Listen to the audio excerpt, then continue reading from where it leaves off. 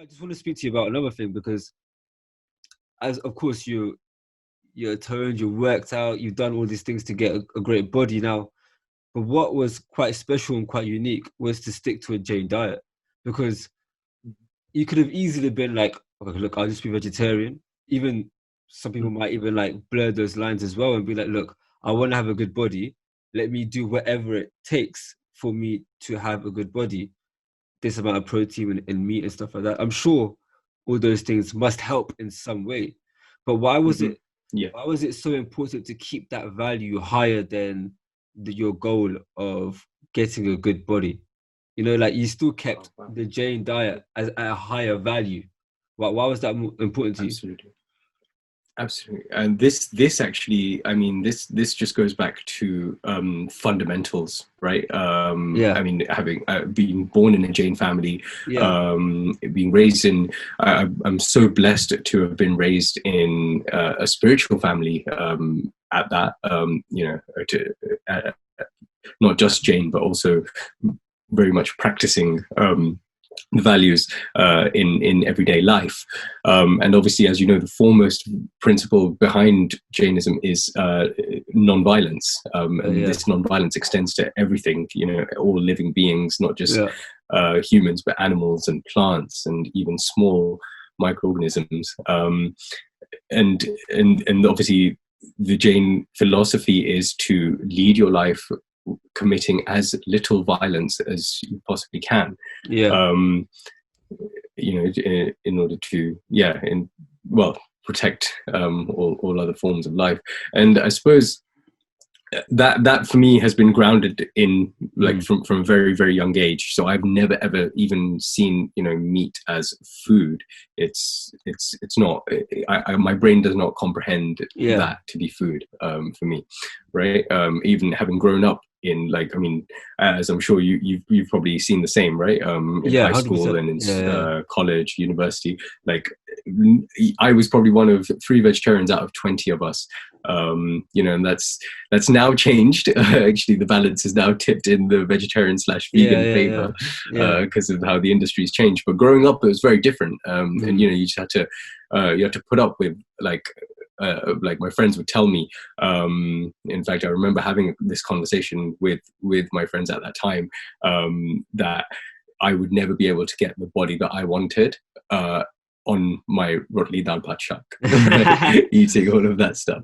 And that, I think, that's initially in those years, it struck a chord, because I was like, there is no way that's true. Uh, and at that time, I may have not done anything about it, but I think as the whole, like, thing kicked off, it was very much at the forefront of my mind that, you know what, someone has said this to me and I'm going to prove them wrong, because mm, there is absolutely no need to have to harm any other life form for your personal gains. And that's the overarching driving force yeah, behind Jain principles, and that's something I could never sacrifice. And I mean, initially I'd started it just on the Jain diet front, but then I saw, like, 90% of my diet was vegan anyway, oh wow, right? I was having, like, almond milk, and oat milk. There was no cheese in my diet at all. So slowly I cut that out. My only weakness, and struggle, was always chocolate. But then I got and delicious milkshakes. tasting. Yeah, exactly. You know me, my love for milkshakes, basically. Yeah, But then, it was just about finding substitutes, and I found that, like, in a chocolate protein shake. So I got a vegan chocolate protein powder, and that basically gave me my everyday sweet fix, as well as, obviously, the protein fix that I needed.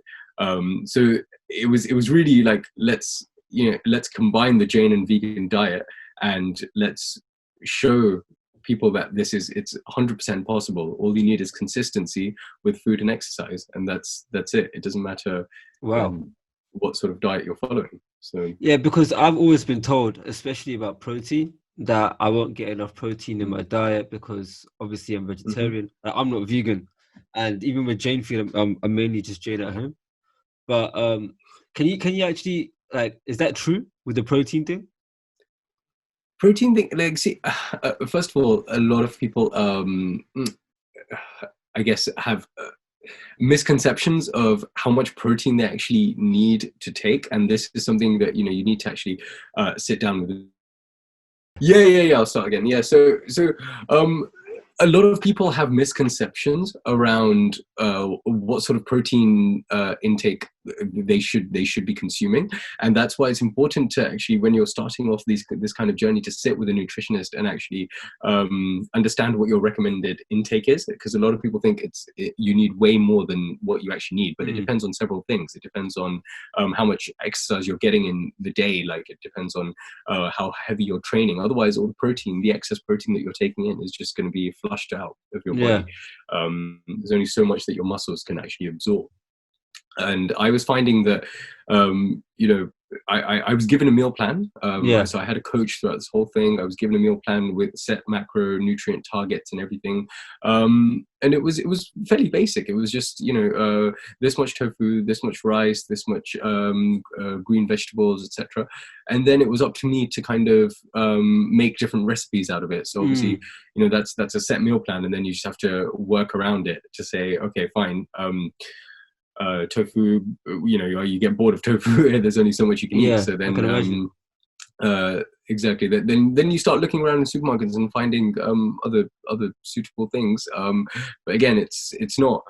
My focus wasn't on finding things that had loads of protein in it. It's just basically sticking to whole foods and processed food wise, like making that less than about maximum 20% of my diet, because too much processed stuff isn't good for you.